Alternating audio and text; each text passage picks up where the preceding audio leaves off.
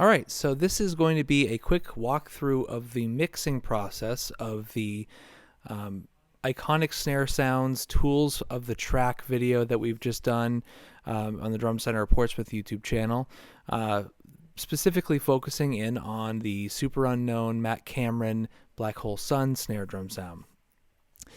So I get into all of the miking, the drums, the cymbals, and the tuning in the video over on the Drum Center Portsmouth page. This is going to just be about the mixing process and what I've done to kind of get the sound close to the original. So what we have going on here is a Pro Tools session, and I have all of the microphones, the kick drum here, the snare drum all here, the toms, the crush mic, which is a Lawton Audio snare mic that's kind of pointed towards my knee, in between everything. The overheads, the room mics, these are the close rooms that are in front of the kick drum, and then these are the far room mics that are stereo behind the kit. So so basically, the whole point with this is to try to get it, semi faithful to what you hear on the record. Of course, I don't have the exact drums or the exact cymbals, or certainly I'm not Matt Cameron, so the playing isn't going to be the same, and I'm not trying to get it exact either. This is more to kind of capture the essence of what is great about that recorded drum sound. So I can show you what I'm doing here. You can actually see, before we even get into it, just kind of see that I did some tests to get in the ballpark and try to figure out what the best options were for the miking and the drums and cymbals. So I have a test here where I was trying out the overheads as a spaced pair. I then found a photo of Matt Cameron's setup during the recording of Super Unknown. And he had they had the overheads kind of behind the drummer, and looking out over the kit in a cool way. So I decided to try that, and I ended up sticking with that. I then switched to an SC Electronics V7X for the snare drum mic, the primary snare mic. I was using the Lawton Audio snare mic before that, and then I ended up here. So there's an inside mic right here, the SE V kick.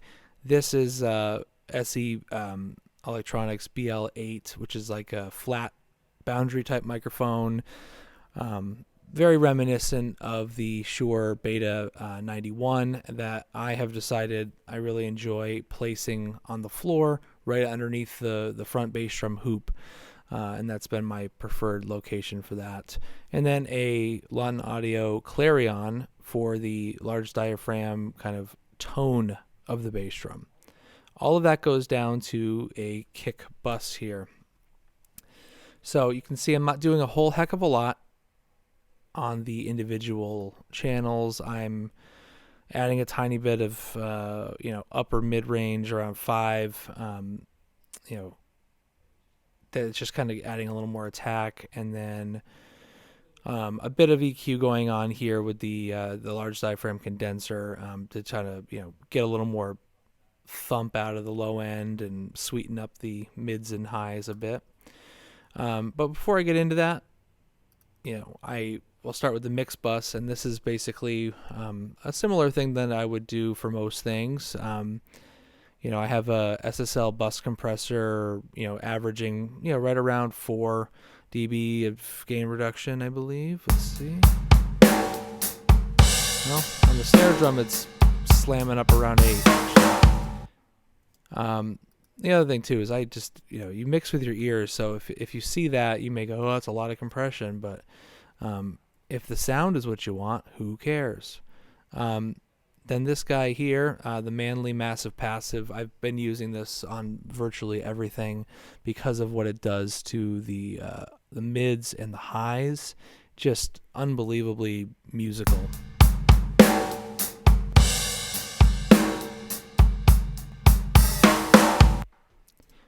Smooth, silky, but not like overly, you know, hi-fi. It's gorgeous. Ozone elements here, just a little bit of the maximizer, and then that goes into this tape plugin that I've been using a ton lately, and it basically just it's adding tape saturation color.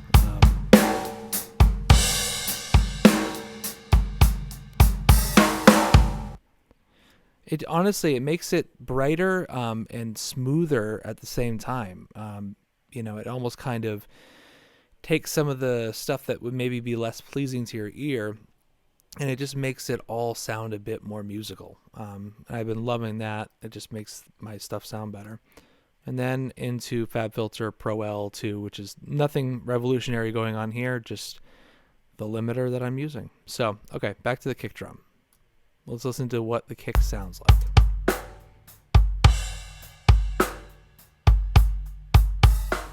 So we can kind of peel back everything here. And that's where it started. Certainly not a bad sound by any stretch. The tiny bit of individual processing going on. Again, not very much. Okay, so next thing I have going on here, as you can see, I have kick key. This is triggering a gate that I'm using on this little room track. We'll get to that in a minute. It's just an additive thing that's fun to do. So, but let's finish up the regular stuff here on the kick drum. Tiny bit of upper mid, 1.62 on the kick drum for a little more attack. Taking out 7.5 at 32.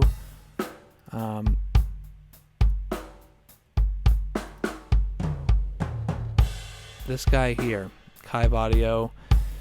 This is just, I'm honestly just using this for the saturation.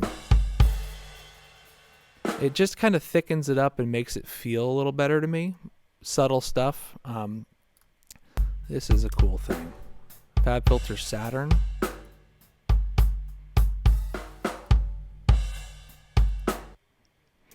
Just adds the kind of nice harmonic stuff going on in the high end and mids that just makes the bass drum sound more natural and punchy to my ears. C2.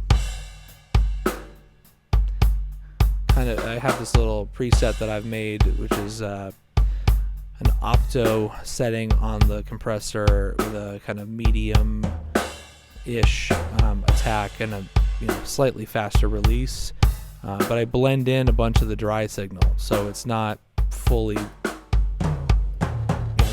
wet. It just adds a little more impact and makes it feel like the beater is hitting the head a bit more solidly. Then this guy, this is Spiff.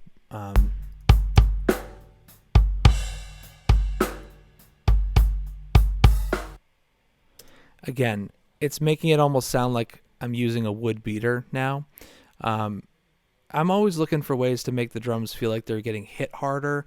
Instead of just boosting a ton of attack and low end, I'm wanting the drums to feel more like when you're in the room, the drums are impacting and making you feel a certain way, and I try to get that to come through on these recordings. So that's a big part of it. And this is something I did later when I just felt like the kick drum needed a bit more kind of overall shaping.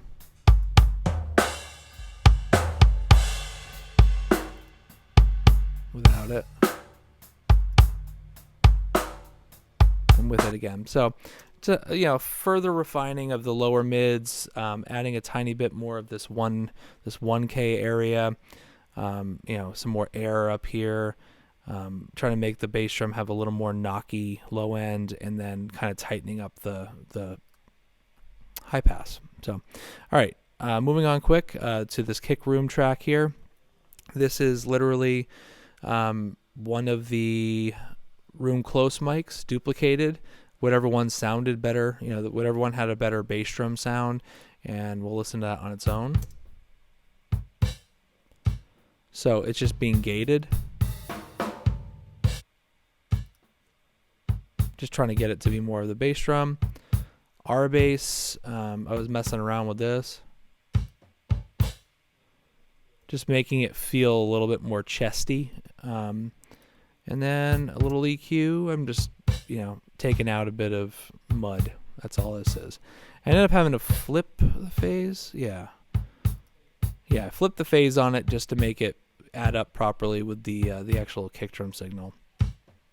And like I said, so this is the thing. I have this duplicated version of whatever mic had the least amount of bleed, which ended up being the V kick, and I just crank the attack and kill the sustain with a transient designer and make it basically a spike, and then commit that, and then I'll send that to a bus. I have it going to bus 5, and then I will take the gate and key it from bus 5, and then that way you can hear this is what it's hearing.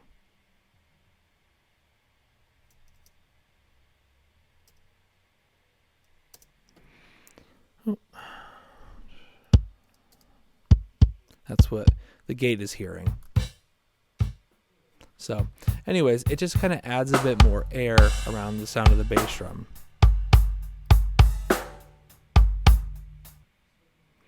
Just looking to get it feeling and sounding a bit more like a drum in a room all the time. Okay, snare drum, most important part. So I will get rid of the snare room thing and the reverb. So you're just hearing the snare. So I have a couple of duplicate things going on here. I have this guy. Well, let's just start here. This is the SE Electronics V7X. Sounds like a mic on a snare drum. Minimal EQ going on here. I am kind of like cleaning up some stuff. I experimented, but I ended up not using any of the lower EQs. This one is the duplicate of that mic, and it's just for lows, and I'm actually gating it to get rid of the kick drum in that, as well as this. So this EQ move here, I'm getting rid of all the top end, and I'm actually boosting below the fundamental. Mainly, I wanted to make the low end kind of feel like it was, less of a fundamental note spike and more of a, just kind of cushion of low end. So, those two together, without the lows, with them. Okay, next is this SE8, which I have also on the top. Just a slightly more sweet, kind of smooth, higher, higher fi kind of thing that I blend in as well. Tiny bit of overall EQ on that, not much else. This is a duplicate of that mic that I'm just using for mid-range growl. So EQ, pretty extreme, boosting mid-range, getting rid of top, getting rid of low. Going into this tape plugin again, but I'm driving it much harder. Just making it sound kind of gross, but that adds up nice with these other mics.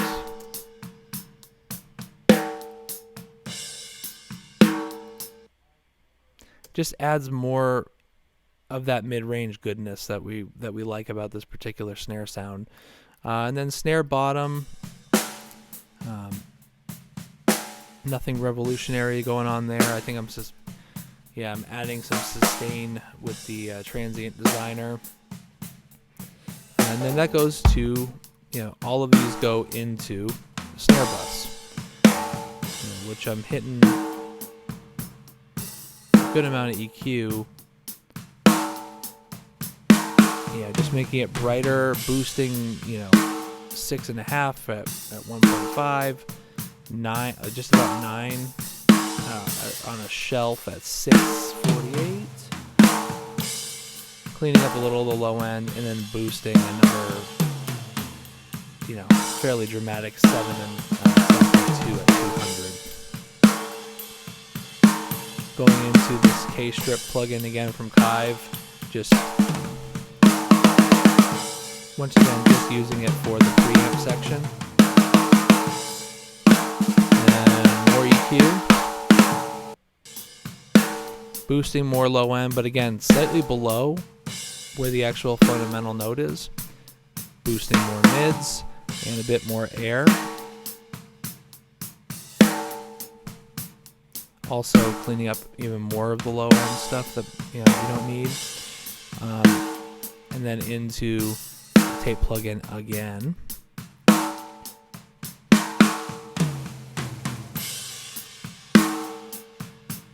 This one I made my own preset as well. I kind of did some fine tuning of there's an EQ section. Just really nice. It makes everything just sound better now. And then a clipper. This is just to keep in check certain things if need be. Now, I put a snare reverb on here. It's a Lexicon 480 on a room setting, 1.26 second decay. Just nothing. Again, this is not like anything crazy, but just kind of adds to the kind of width of the snare drum. And I really I'm using it primarily because I need a little more low end kind of fatness to match what's on the original. And there's this guy. Again, same trick as the kick drum. I'm just using one of the closer room mics and gating it from the snare drum. I have a duplicate of that as well over here. That's going bus 19. And that's what's triggering this gate. So just again making it sound more real. So there's all the close snare drum stuff with the reverb and the snare room. Then this, I'm gonna go to this, skip the toms for now. This is that crush mic or crotch mic or bone mic or whatever you want to call it. Kind of in the middle of the kit, between the tom, snare, and kick drum. And I am just making this all gross. So more distortion here. I'm boosting some mids as well. Also compressing.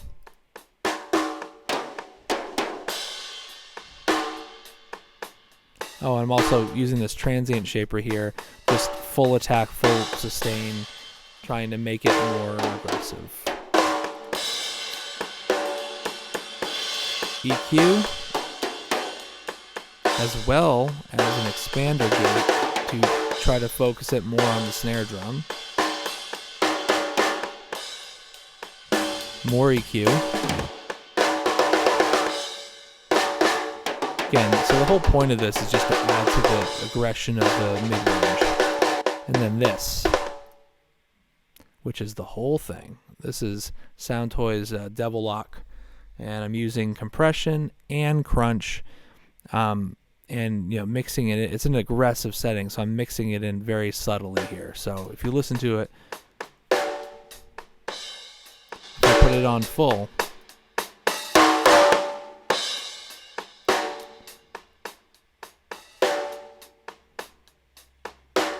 try to find a spot where it feels nice. But the thing that this does with the snare drum is it really feels like it fills out the character. There it is without. There it is with it. It really just kind of brings out more of those harmonics, which is part of the snare sound for this. Overheads. These are beautiful sounding. I'll kind of show you what they sound like stock. nothing wrong with them the way they were, just kind of making them fit the track a little more. So virtually nothing there, like just a little bit of top end. Then here's where the majority of the EQ is going on. So without that,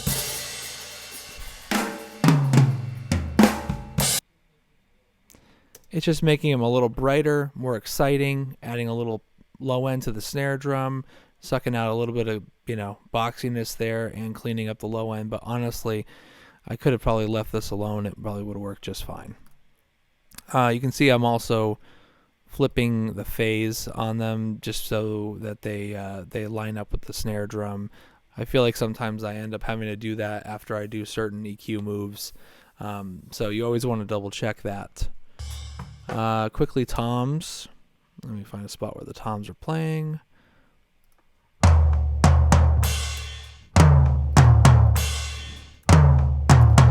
So get rid of everything. Here's what they sound like.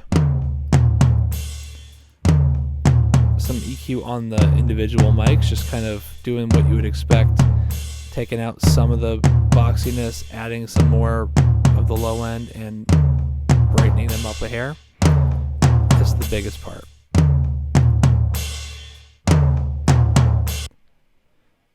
Using FabFilter Saturn to distort them and really just add to the aggression of the mid-range is something I've stolen from Eric Valentine and use constantly to make the toms sound more real and raw and exciting.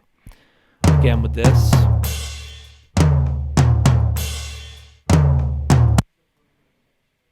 just a further extension of the same thing I'm doing with the Saturn plugin, and then just some more later in the process EQ on the toms, on the tom bus.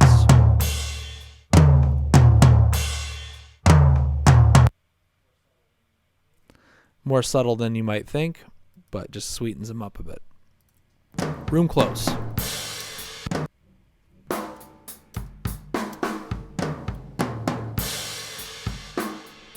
So these are great. These SC Voodoo VR2s. Just a nice natural picture of the drums. So I'm just kind of compressing them a bit with the Unfair Child. With just making them a little more explosive. And here's the EQ. It's really just kind of tone shaping a little bit, but again, not as extreme as it kind of looks. It's actually a pretty subtle sound difference. I love these. It just makes everything sound more natural. Okay, on to the last. This is the room mics behind the kit. So I've duplicated them. So I have a standard version and then I have a dirty version. So on the standard version, I'm brightening them up, cleaning up the low mids and adding some more low end. And then I'm compressing them pretty hard. Big part of the sound. Really like what that does. It makes them more explosive. This is because I was hearing so much whistling in the cymbals right there. So that just clears that up and makes them sound sweeter. Just kind of reining in the low end as well. And then would you know it, there is another instance of this. Again, just I'm doing less distortion here. It just sounds great. Okay, last part. This is the dirty version.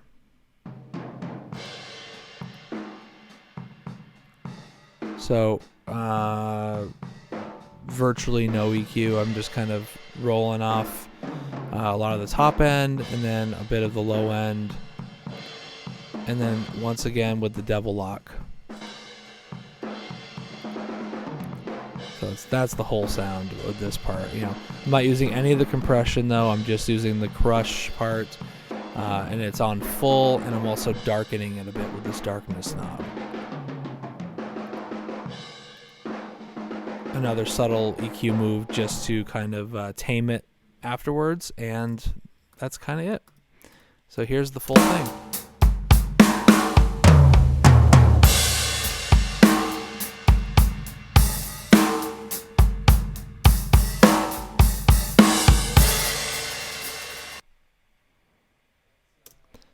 All right, that's the mix walkthrough for this. I hope this was enjoyable and informative.